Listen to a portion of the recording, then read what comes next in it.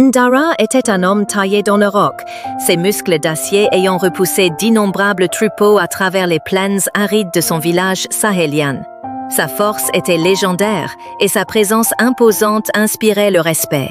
Mais Ndara portait en lui une étincelle dangereuse, une colère fulgurante, capable de s'embraser en un instant, réduisant tout sur son passage en cendres. Un matin suffocant, alors que le soleil tapait sans pitié sur les cases, Ndara revenait du puits, les gourdes lourdes et l'esprit embrumé par la chaleur. Son fils, un petit garçon de 6 ans nommé Kofi, jouait à ses côtés.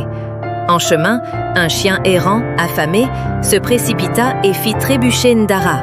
Les gourdes chutèrent, l'eau précieuse se répandant sur la terre assoiffée. La vue de cette perte, insignifiante en d'autres circonstances, fut la goutte d'eau qui fit déborder le vase de la fureur de Ndara. En une fraction de seconde, le sang lui monta au cerveau. Il ne vit plus le chien affamé, ni son fils effrayé. Il ne vit que le gaspillage, le manque et la frustration. Un cri guttural s'échappa de sa gorge. Sans réfléchir, il saisit une grosse pierre et la lança avec une force inouïe vers le chien.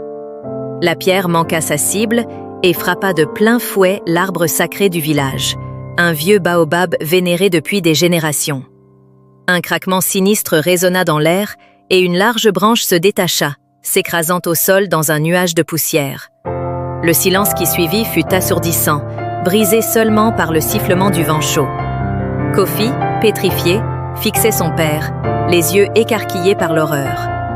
Les villageois, attirés par le bruit, sortirent de leur maison, leur visage affichant une stupeur mêlée d'effroi. L'arbre sacré, le cœur battant de leur communauté, était blessé. 1 minute, pas plus, s'était écoulée depuis la chute des gourdes. En cette seule et unique minute, Ndara avait tout détruit. Le respect qu'on lui portait s'était envolé comme la poussière.